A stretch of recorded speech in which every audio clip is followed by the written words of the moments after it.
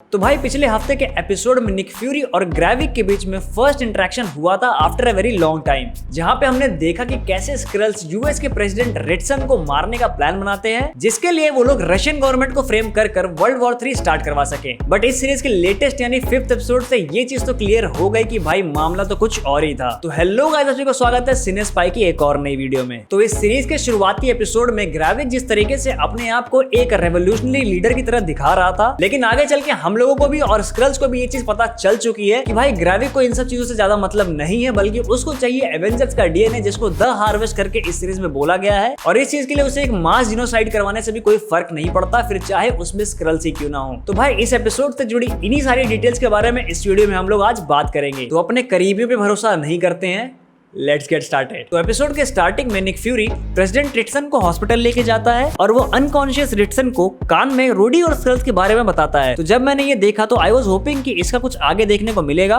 But ऐसा कुछ नहीं हुआ, क्योंकि रिटसन के होश में आने के बाद भी he was talking with Rudy normally. तो भाई दो चीजें हो सकती है कि उसको निक की बात सुनाई ही नहीं दी, या फिर ये हो सकता है कि वो चीज इस एपिसोड में नहीं दिखाई गई है, बल्कि फिनाले वाले एपिसोड के लिए बचा कर रखी गई है। क्योंकि ऐसा हो सकता है कि रिटसन जो है वो अभी प्ले अलाउंग कर रहा है, क्योंकि उसको पता है कि रूडी स्क्रल है और उसकी हेल्थ अभी ठीक नहीं है, तो फिर वो एक रिस्क नहीं लेना चाहता। लेकिन मेरे ख्याल से फिनाले वाले एपिसोड में रिटसन की मौत हो सकती है, क्योंकि captain America brave new world में हम लोग जानते हैं कि हैरिसन फोर्ड यानी कि थीडियस रॉस को अमेरिका का प्रेसिडेंट बनाया जाएगा, तो रिटसन की डेथ यहाँ पर हो सकती है। फिर आगे हम देखते हैं कि पेगन जो कि ग्रेविक का विरोध कर रहा होता है कि उसने फ्यूरी को क्यों नहीं मारा, और ग्रेविक उसे वही सबके सामने मार देता है, जिससे फिर स्क्रल्स में आक्रोश आ जाता है। और जैसा कि मैंने पहले ही प्रेडिक्ट किया था कि बीटो बिट्रे करेगा ग्रेविक को, तो ऐसा ही कुछ यहाँ होते हुए दिखा। और यहाँ पे बीटो और स्क्रल्स ग्रेविक को मारने की कोशिश करते हैं, बट यहाँ अगर ध्यान दो तो जैसा कि हमने पहले भी ग्रेविक को ज्यादा शुगर यूज करते हुए देखा, यहाँ भी वो डिटेल ध्यान में रखी गई है। फिर एक डिटेल इस सीन में और ध्यान देने लायक है कि हमने अभी तक जितने भी स्क्रल्स का ब्लड देखा है वो सब रेड कलर में ही था,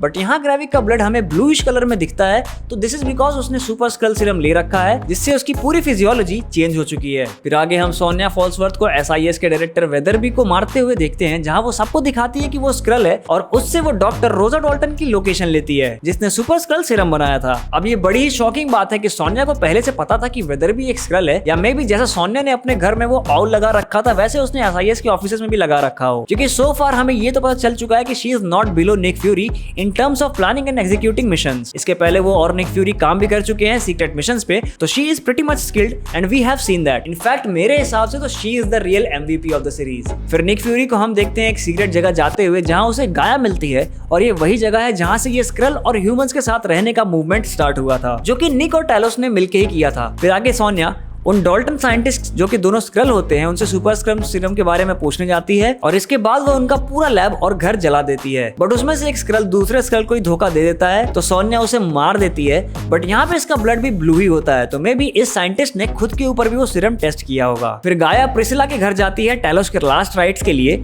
जहाँ स्क्रल्स अटैक कर देते हैं, लेकिन वो टीम अप करके सबको मार देते हैं, जहाँ पे हमें गाया की कुछ और फाइटिंग स्किल्स देखने को मिलता है। तो जैसा कि मैंने पहले ही बताया कि एमिलिया क्लार्क इस सीरीज में गाया के रोल के साथ साथ कॉमिक्स में रह चुकी एबिगेल ब्रांड जैसा भी रोल कर रही हैं, जिससे मुझे ये लगता है कि जैसे एबिगेल ब्रांड सॉर्ड के स्पेस हेडक्वार्टर जो कि द पीक होता है उसमें काम करती है, और जैसा कि द मार्वल्स के ट्रेलर में हम लोगों ने देखा सेबर स्पेस स्टेशन जो कि एग्जैक्टली सेम है द पीक से, और उसमें निक फ्यूरी को भी हमने देखा, तो मे भी इस सीरीज के बाद फ्यूरी गाया को सेबर बुला ले, जहां उसे एक सॉर्ड एजेंट का दर्जा दिया जाए। फिर आगे ग्रेविक फ्यूरी को कॉल करके एक डील करता है कि उसे द हार्वेस्ट यानी कि एवेंजर्स का डीएनए चाहिए, जो कि फ्यूरी ने कलेक्ट करवाया था स्क्रल्स से एंड गेम की इवेंट्स के बाद। तो फ्यूरी वो डील के लिए मान जाता है और एक जेट में बैठ के जाता है सोनिया फॉल्सवर्थ के पास। बट अभी एक मैं छोटा सा स्पॉइलर देने वाला हूं, तो 10-20 सेकंड स्किप कर दो। तो यहाँ इस सीन में ये जो जेट दिखाई गई है, ये सेम जेट फ्यूरी यूज करता है एजेंट्स ऑफ शील्ड सीरीज में भी, जिससे भाई ये तो क्लियर है कि लास्ट एपिसोड में किसी न किसी एजेंट्स ऑफ शील्ड कैरेक्टर की एंट्री होगी, और मोस्ट प्रोबेबली वो कैवेलरी यानी कि मेलिंडा में या डेजी जॉनसन हो सकती है। फिर यहाँ हम अभय देओल, मेरा मतलब है कि रिक मेसन, जिसको हमने पहले भी ब्लैक विडो मूवी में देख रखा है, जो कि आइडेंटिटी स्वैप करने में एवेंजर्स की हेल्प करता है। और फिर वो निक फ्यूरी को भी कुछ आईडी कार्ड्स और पासपोर्ट भी देता है, और फिर निक फ्यूरी एयरपोर्ट पे दूसरी आइडेंटिटी के साथ एक दूसरे चेहरे के साथ जाता है और सभी सिक्योरिटी चेक्स क्रॉस कर लेता है, जो कि काफी सिंबॉलिक है। स्क्रल्स के साथ साथ ह्यूमंस भी अपना रूप चेंज करते आ रहे हैं काफी टाइम से। और यहाँ ये जो मास्क फ्यूरी यूज करता है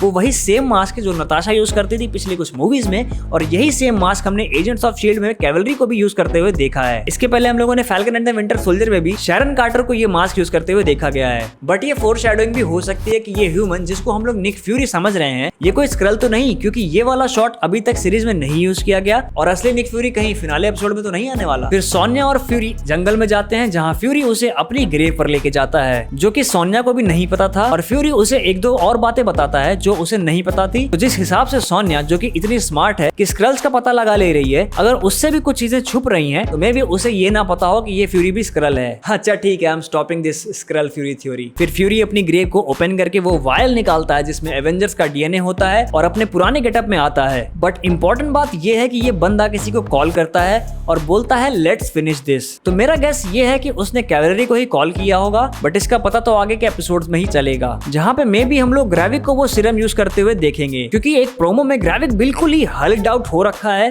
तो कुछ कहा नहीं जा सकता। वेट करते हैं नेक्स्ट एपिसोड का और इसके साथ ही ब्रेकडाउन यहीं पर एंड करते हैं। अब तुमको ये वीडियो कैसी लगी ये मुझे कमेंट सेक्शन में जरूर बताना और इस एपिसोड से जुड़ी और कोई डिटेल तुम्हारे पास हो तो उसको भी कमेंट सेक्शन में जरूर लिख देना। अब तुम्हें ये वीडियो पसंद आई हो तो इसको लाइक कर देना। तुम्हारे कोई दोस्त जो कि मार्वल फैंस हो तो उनको मेरी वीडियो जरूर शेयर कर देना और मार्वल की सीरीज से जुड़े ऐसे मजेदार ब्रेकडाउन्स देखने के लिए मेरे चैनल सब्सक्राइब करना बिल्कुल मत भूलना। तो अब मैं भी चलता हूँ, मुझे अपनी ग्रेव बनवानी है।